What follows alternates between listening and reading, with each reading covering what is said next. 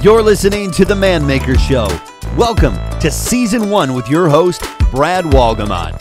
This podcast is all about becoming a better man for ourselves and the people around us. So if you enjoy this episode, whether you're on your way to work or mowing the lawn, make sure to share this with somebody, like, and subscribe. Well, I hope you're ready, because here we go.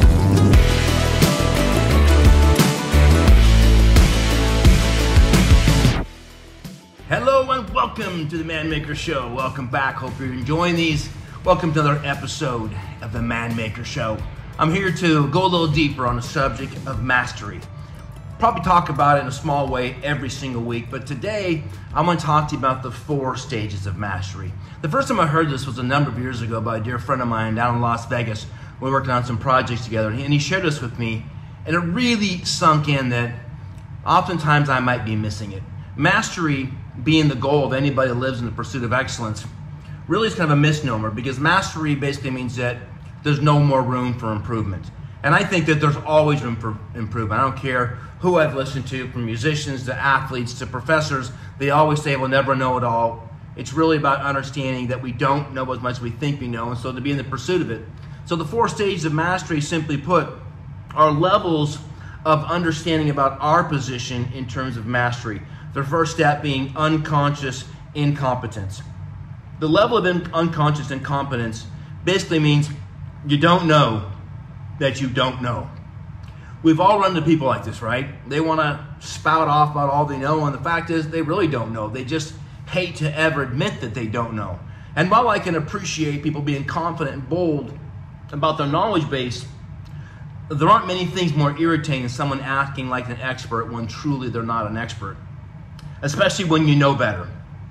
And if you have a good self-image, and as my pastor, Bill Johnson, would say, if you can afford it, meaning if you have the self-image and just let them ramble along, people expose themselves quite quickly.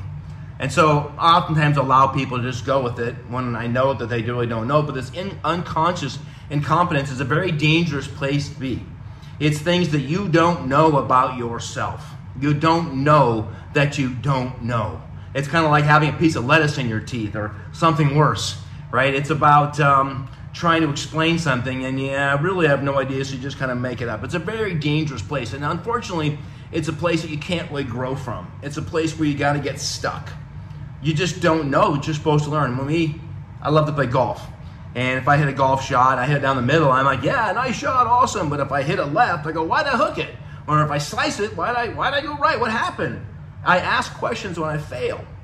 So you move into the second level of mastery, and that's conscious incompetence. And I think this is the healthiest place to be. And in fact, from this point forward, I would hope that I will always have some conscious incompetence in me. I hope I will always be aware that I don't know it all. It's a very powerful place to be. When you're in this mode, you read more, you listen more, you study more, you're more humble, you're more grounded. You know that you don't know it all. So you try to surround yourself with people that are more knowledgeable than yourself so that you can gain from them. You can listen, you can learn, you can apply.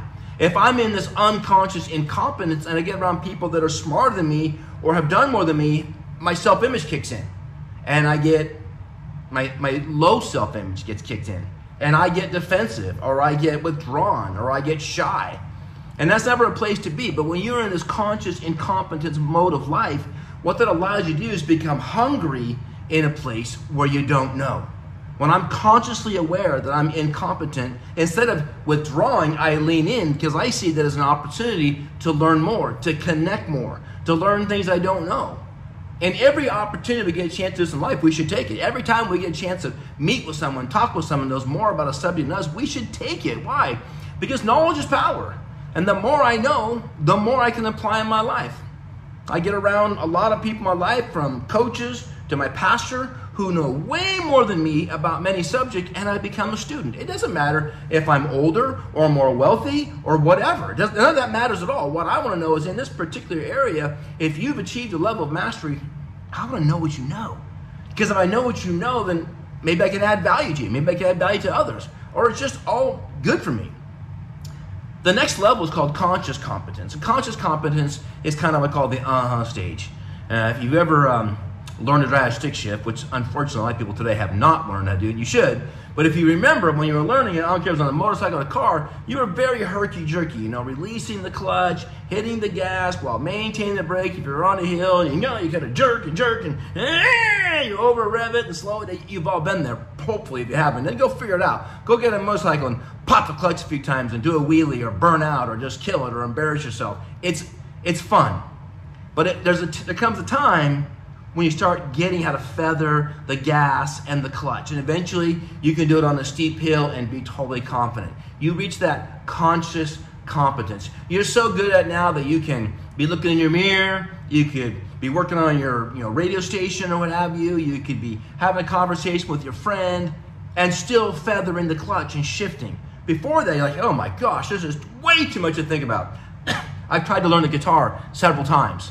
And I have some very dear friends that are amazing at it. And I'm like, I feel like I need 2 or 3 brains, separate brains to learn the big guitar. I need one for my left hand, and I need one for my right hand, and then I need one to maybe sing a tune or two. And guys that can just unconsciously play the guitar and sing a song, and yet still I've asked them, think about the crowd and how they're experiencing and how they're interacting, and are you reaching them with your music? That literally you get to a point where you're in this unconscious competence. In other words, you're at a point where you can do things without consciously thinking about it. When it comes to music, that's an obvious one. When it comes to sports, I can remember learning how to hit a tennis and how to totally change my grip and change the form and change the follow through. And it just feels so awkward, but to a point where you can do it automatically. Now, when you're in that season, it's important that you still maintain your conscious incompetence, because even at upper levels of mastery, there's so much more to learn. And that's why it's important to never let go of that conscious incompetence. Always be seeking more. If you want to be a man, you want to be a man maker, you don't ever want to arrive. You always want to be in the place of seeking and learning and advancing yourself. If not, you're going to get bored, or you're going to become boring. Because I don't think great people want to be around people that are not in the pursuit of greatness. And a component of being in the pursuit of greatness is being aware that you don't know everything. There's also a sense of humility to go about it, because we can learn a little bit from everybody and anybody. There were years ago, I was working on getting a black belt in martial arts, and I didn't make it. I gave up, let me put it that way. I didn't pursue it. I didn't have the passion for it, and I never got it. But it was interesting when I was talking to a martial artist who had been a second-degree black belt or something like that, and now he was instructing. And I said, how long did that take? And he goes, I don't know. It didn't matter. And I remember asking my martial arts instructor, how long would it take me to black belt? And he goes, well, that all depends on you. That's all going to depend on your hunger, your hours, some of your ability. But really, it's about a desire to constantly be getting better. And I asked him, so what's it like? And he goes, black belt is like graduating from high school. It's like it's taught you how to learn. It's taught you the basics, but it's introduced you to a whole new world of learning and breakthrough. That it's just now from high school you go to college, and now you can get a real education. You can go out and get your master's or your PhD or what have you. It's just the beginning to really learning how to learn. And I think that moving into that conscious competence is like graduating from high school. I've learned that I can learn. I've learned that there are things I don't know that I can learn. Once you learn that you can develop skills in areas that you had no skill, you can take that and apply it to anywhere. And as a man, as a father, these are critical. I think a lot of young people, for some reason, think it's a sign of weakness if you don't know a lot. And I don't know if that's because of Google or if that's because of social media pressure or what have you, but I'm gonna promise you, I think there is greatness in humility. There is greatness in conscious incompetence and conscious competence. And then there's always a great thing about being in that unconscious competence where I got this, but not only do I have it, I'm gonna stay with it. They say that mastery takes 10,000 hours. Now that's kind of fascinating to me, because if you work a 40-hour week, 50 weeks a year, that's 2,000 hours. So that's 5 years full-time to master something. I don't think there are many people that are willing to put that kind of time in. I would guess if you're developing something, and I'm talking mastery, typically it's a side thing. It's like I don't know, learning to do something like a sport or an instrument or a language, you might work on it 2 or 3 hours a day. So 2 or 3 hours a day, right? It's going to take 15, 20 years to get mastery. And yet some people get frustrated because they're not really good at something in 3 months or 6 months or 1 season. In reality, if you're ever going to get to a point where you're unconsciously competent, you're going to have to put in thousands of hours. Look forward to that. A life of excellence is a journey. It's a process that probably never ends. Be excited about that. Be in that mode where, like, I've come to a place where I know that I don't know. There's so much I want to learn. You develop a deep fascination for life, a deep fascination for people, a deep fascination for art and for languages and for music and sports. When I see someone that's incredibly good at something, I'm aware of the time it took to get there. I've coached some incredible athletes. I've won national championships with kids in the baseball world championships, as a matter of fact. And it's interesting to see a 12 or 13-year-old think they've all of a sudden got it figured out. When I started coaching 14, 15, 16, they were much more difficult to coach than 11, 12, 13s. 11, 12, 13s were in this conscious incompetence. They know they don't know. They're getting better, and then all of a sudden they win a state championship and a regional championship, a national championship, and all of a sudden they realize they're one of the best in the country. Some of the kids I've coached have made hundreds of millions of dollars in professional baseball. They're at the top of the game. They are unconsciously incompetent, but what will keep them at the top of the game is they keep a sense of that conscious incompetence. They're confident, but competent. They're humble and hungry.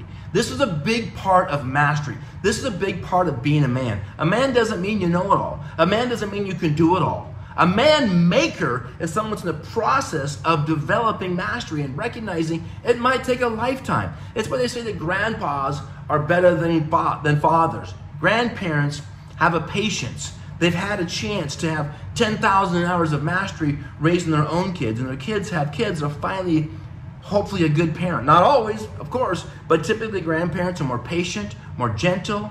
They slow down, they get it, because they've been there already and done it.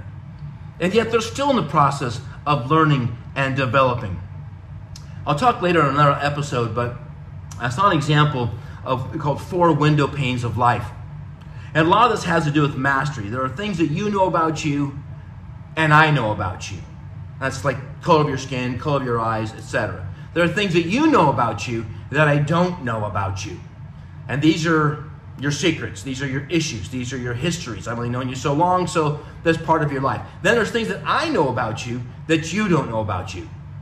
And this is the area that people need to move in when they want to learn into mastery is, what is it about me that I don't see that you see? What is it about my behavior? What is it about my presence? What is it about my attitude? What is it about my work habit? Trust me, folks, if you can be hungry in this area, then you'll be blown away how much your trajectory changes. We talked about 4 areas of life to add value in order to be promoted and have greater opportunity. This is what I'm talking about, is being in a place where you're so hungry to learn so that you can be aware of things you don't know. Have you ever wondered why we can't smell our own breath? Why can't I smell my armpits? Although I think I can. Why can't we always, why does someone that really has bad body odor not know it and recognize it? When everybody around is like, oh my God. Why is it that someone's annoying in their communication style, always talking, doesn't know that they're annoying? Why is it that people that have a behavior that is uncomfortable and awkward for other people, why don't they know it? It's because we are unconsciously incompetent about areas of life. And if we can get this 3rd window pane of life where there's things that I know about you that you don't know about you, and you can stay in that position with people that love you, then they can give you honest feedback. And honestly, we all need people in our life that are going to tell us what we don't know that we need to know about ourselves. And if we don't have people in our life, they have a bunch of yes men. I've sat in the board of a couple of companies where the leader surrounded himself with yes men. That everybody there would just agree with everything this man said. And if you challenged him, you were like a horrible person. Who are you to challenge this person. You should be casted off the Badlands. I'm like, then I don't need to be here, because I'm not here to be told everything. I'm here as a board member to give feedback and input and thoughts, and I've earned the right to be here. I'm not trying to be a jerk. I'm not trying to be arrogant, but I do have a brain that works, and if you're threatened and challenged by my thoughts, then what am I doing here? I'm not saying I'm right. I'm not saying I'm wrong.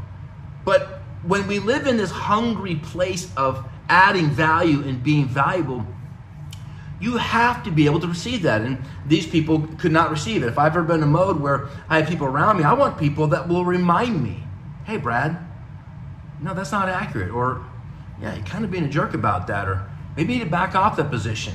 I don't need yes men in my life. I love having people around me to help my self-image, of course. But it doesn't help me as much as it would if someone would help me. Now, on the other side, if I had people all they did was critical, that's a different story. And that's going to deter your self-image. We need people that first and foremost say, I love you, you matter, I see you. That is not for sale. There is no negotiating on my relationship with you. However, there are some things that you're probably not aware of. And only your friend would tell you you've got a piece of lettuce in your teeth. Only your friend would tell you, because you know that their intent is love. Their intent is grace. Their intent is excellence. Their intent is to help you. But if we are not in a place of conscious incompetence, we're not approachable. We're not coachable. No one can really get with us to tell us we don't know. And I'm promising, I would say, maybe I'm stretching, maybe I'm not. I'm just kind of off the cuff right here, that this is probably the leading problem with the development of people in the world. Is they're unconsciously incompetent, afraid to move into conscious incompetence, and fear that they won't look a certain way. So they never get into conscious competence, and they certainly never get into unconscious competence, and that's where they've just got mastery. Have you ever been around someone that has the most amazing people skills, that people just love being around them, they just have this charisma? They're unconsciously competent in that area. Have you ever been someone the opposite? They're unconsciously incompetent. If I could give you something I would encourage you to work on, that is to be in a humble mode. How do people display themselves as being consciously incompetent? By the number of questions they ask, by how they receive it. Do they take notes? Do they journal? Do they ask for clarity? I am famous for carrying a notebook and a journal. It's a very important part of my life. And if I have someone that I have a chance to listen to on a regular basis, I always have a notebook and I'm always taking notes. Why? Because I am conscious that I don't know it all, and I'm around people that do know it, and I want to learn it from them. Can you do that? My call to action for you, get a notebook and start writing down questions when you're not around people, so that when you get around them, you got your questions ready. I can remember many years ago in the early days of development when I had a chance to be around some really influential people in my life business-wise, and I would ask them, hey, can I give you a ride to the airport? Hey, can I ride you to give you a ride to a business appointment? I'm like, sure, okay. I don't like to drive that much. And I'd get in the car, and I'd have a recording device and a notepad, and I'm like, I got a couple questions, do you mind if I ask you? And they'd be like, no, cool. And I'd begin to ask questions when I had that time. I showed that I was a go-getter. I was hungry. I wanted to learn. I was going to inconvenience myself to get with them, to ask them questions. And as a result, I probably got their best advice because I was making the extra effort. But what I would do is before I'd ever have an opportunity, I'd write down this question or that question and have a constant running series of questions. That way, if all of a sudden an impromptu opportunity came up where I could get around someone and ask some questions, boom, I had my questions right there and I could go for it. Know that opportunity presents itself to those that are ready, right? When the student's ready, the teacher appears. Make yourself a student so that when the teacher's there, you're ready. It's amazing how because you're hungry, call your reticular activating system or something, but something activates that all of a sudden it seems like everybody's a teacher. Everybody knows something. You know this deep fascination for people and you want to know what's going on in their head and their heart, and so you start asking questions. Before you know it, you've developed some incredible insights. So these 4 window panes, the things you know about you that I know about you, the things that you know about you that I don't know about you, the things I know about you that you don't know about you, And then the last window is what I don't know about you and you don't know about you. And that's the fascinating part of life. That's the place. You don't even know that you have a talent. You don't even know where life will take you. You don't even know what part of the world you're going to be in. You don't know. But it's incredible. And life has such a promise. And there's so much favor in your life. There's so much available to you if you place yourself in a position to stay hungry, pursue mastery. Because you don't know what you don't know about where you're going. And when you know that there's a promise of greatness in your life, then guess what? Incredible opportunities will come to you. They'll be drawn to you. Great opportunities are looking for great people. If you become great people, great opportunities come looking for you. It's that old saying, the harder you work, the luckier you get. What does that mean? That means the more you're prepared, the more the teachers appear. And if you can stay in this hungry, humble, grateful mode of conscious incompetence, in the pursuit of conscious competence in unconscious competence, then great things will come for you. I've spent most of my life in this mode. When I've gotten in trouble, when I've made mistakes, is when I moved into unconscious incompetence, started making decisions on my own, making mistakes, doing things that cost me dearly because I was outside of counsel. I was not in submission or trust to a higher power or a human authority that could help guide me in making quality decisions. Don't do it. It's the most dangerous place to be, is when you're moving in unconscious incompetence and you are your own counselor, the only counselor, and as a result, you're only as smart as what you know and you just don't know enough. That's why these major corporations have board of directors. They're smart. They built it. They know the company better than anybody, but they need perspective. They need wisdom. A man of many counselors is wise in all his ways. What does that mean? That means a COL, a council of leaders around you, speaking to your desire of conscious incompetence in the pursuit of excellence. I hope that wasn't confusing, because that's a lot of conscious, competent. It's a lot to it, but I think if you get a chance to dig in, what I'm trying to say is stay hungry, stay humble, stay grateful, and seek excellence. In doing so, your chances of having breakthrough, of creating wealth, prosperity, great health, great marriage, great parenting, great community involvement, hunger, humble, helpful. Hope that makes sense. See you soon on another episode of The Man Maker Show.